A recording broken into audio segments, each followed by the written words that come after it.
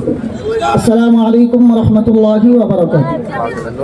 إن الحمد لله والصلاة والسلام على من لا نبي بعد أما بعد فأعوذ بالله من الشيطان الرجيم بسم الله الرحمن الرحيم وما أرسلناك إلا رحمة للعالمين صدق الله العلي العظيم. وقال رسول الله صلى الله عليه وسلم إذا تركتم الجهاد فسلط الله عليكم الذلة أو كما قال عليه الصلاة والسلام. আল-ইহসান তলাবা পরিষদ কর্তৃক আয়োজিত আজকের অনুষ্ঠানের সম্মানিত সভাপতি, বিজ্ঞ বিচারক মণ্ডলী, সুযোগ্য উপস্থাপক ও আমার সামনে উপস্থিত এক জাত তরুণ ভাইরা, সকলকে জানাই আমার পক্ষ থেকে আন্তরিক মোবারকবাদ। প্রিয় উপস্থিতি, আপনারা সকলেই অবগত আছেন আল-ইহসান তলাবা পরিষদ আজকে আমাকে যে বিষয়টি নির্ধারণ করে দিয়েছেন তা হচ্ছে আদর্শ সমাজ গঠনে মহানবী সাল্লাল্লাহু আলাইহি ওয়াসাল্লাম। আল্লাহ পাক রব্বুল আলামিন আমাকে যদি তৌফিক এনায়েত করেন তাহলে উক্ত বিষয়ে সময় সংক্ষেপে কিঞ্চিত পরিমাণ আলোচনা করার প্রয়াস চালাবো ইনশাআল্লাহ। ওয়া মা তৌফিক ইল্লা বিল্লাহ। প্রিয় উপস্থিতি, আজ আমি আমার বক্তৃতাকে দুটি পয়েন্টে বিভক্ত করেছি। নাম্বার 1, মহানবী সাল্লাল্লাহু আলাইহি ওয়াসাল্লামের আগমনের পূর্বে সমাজের অবস্থা। নাম্বার 2, মহানবী সাল্লাল্লাহু আলাইহি ওয়াসাল্লামের আগমনের পর সমাজের অবস্থা। তো চলুন আমার প্রথম পয়েন্ট সম্পর্কে আলোচনা করা যাক। আজ থেকে প্রায় ১,৫০০ বছর পূর্বে পৃথিবীতে এমন এক নাজুক পরিস্থিতি বিরাজ করছিল যে যখন সমাজে অশান্তির আগুন ধাউ ধাউ করে জ্বলে উঠছিল। আরবের পথ ঘাট, পাহাড় পর্বত, বেদু মরুভূমির বালুকারাশি ছিল পাপাচারে জর্জরিত। আদম সন্তান বলে গিয়েছিল কে তাদের প্রভু, কি তাদের সৃষ্টির উদ্দেশ্য। তখন সমাজে ছিল না শান্তি শৃঙ্খলা। হ্যাঁ, আমি সেই সমাজের কথাই বলছি যে সমাজে নারীদের নিরাপত্তা বলতে কিছুই ছিল না, যে সমাজে কন্যা সন্তানকে জীবন্ত কবর দেওয়া হতো। আমি সেই সমাজের কথাই বলছি যে সমাজে সকল প্রকার অন্যায়, অবিচার, বেবিচার, জুলুম, নির্যাতন ইত্যাদি উশৃঙ্খলে ভরপুর ছিল।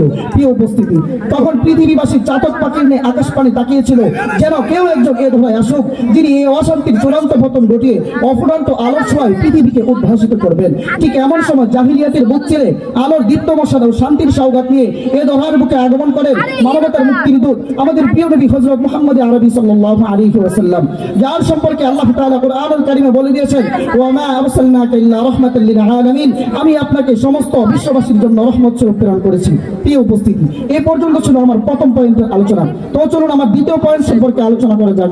শৈশব কৈশব পেরিয়ে যখন তিনি যৌবনে পদার্পণ করেন তখন তিনি দেখতে পেলেন সমাজের চতুর্দিকে অন্যায়, অবিচার, বেবিচার, জুলুম, নির্যাতন ইত্যাদি উশৃঙ্খলে ভরপুর। তখন থেকে তিনি চিন্তায় মগ্ন থাকতেন কিভাবে অশান্ত পৃথিবীতে শান্তি প্রতিষ্ঠা করা যায়। তিনি মাত্র 14 বছর বয়সে একদল যুবকদেরকে নিয়ে গঠন করেন হিলফুল ফুজুল নামক এক সংগঠন। শুরু হয় শান্তি প্রতিষ্ঠার সংগ্রাম। প্রতিজ্ঞা করলেন দুর্বলের প্রতি সবলের অত্যাচার দূরীভূত করে সমাজে শান্তি ফিরিয়ে আনতে আমরা কখনোই কুণ্ঠিত হব না। শুধু তাই নয়, রাসূল সাল্লাল্লাহু আলাইহি ওয়াসাল্লাম ন্যায় নীতি ও শান্তি প্রতিষ্ঠার জন্য আল্লাহ তাআলার আদেশে 27টি যুদ্ধের নেতৃত্ব দেন এবং শহীদ করেছেন নিজের দান মুবারক। শুধু কি তাই, নিজের জীবনের সবকিছু বিসর্জন দিয়ে পৃথিবীবাসীকে এমন এক সমাজ উপহার দিয়েছেন যা ইতিহাসে আর কোথাও খুঁজে পাওয়া যায় না। প্রিয় উপস্থিতি, কিন্তু আজ অতি দুঃখের সঙ্গে বলতে হচ্ছে মুসলিম সমাজে বসবাসকারী কিছু নাস্তিক মুরতাদ মাঝে মধ্যে রাসূল সাল্লাল্লাহু আলাইহি ওয়াসাল্লামকে নিয়ে কুরুক্তি করে ও তার পবিত্র চরিত্রে কালিমা লিপনের পাইতারা করে। আমি তাদেরকে স্পষ্ট ভাষায় বলে দিতে চাই, যারা রাসূল সাল্লাল্লাহু আলাইহি ওয়াসাল্লামকে নিয়ে কুরুক্তি করে ও তার পবিত্র চরিত্রে কালিমা লিপনের পাইতারা করে, তারা হচ্ছে নবীর দুশমন। আর নবীর দুশমনে কোনো ধর্মীয় পরিচয় নেই, নবীর দুশমনে কোনো গোত্রীয় কোনো বংশীয় পরিচয় নেই। নবীর দুশমনে একটাই পরিচয়, সে মানবতার দুশমন, সে বিশ্ব সভ্যতার দুশমন, সে আমাদের জানের দুশমন। সুতরাং তাদের ব্যাপারে স্পষ্ট ঘোষণা হলো মান সাব্বা নাবিয়্যান ফাকতুলু, মান সাব্বা নাবিয়্যান ফাকতুলু, তাদেরকে যেখানেই পাওয়া হবে সেখানেই হত্যা করা হবে। আল্লাহ তাআলার জমিনে তাদের বেঁচে থাকার কোনো অধিকার নেই। নাসরুম মিনাল্লাহি ওয়া ফাতহুন করিম। আসসালামু আলাইকুম ওয়া রাহমাতুল্লাহ।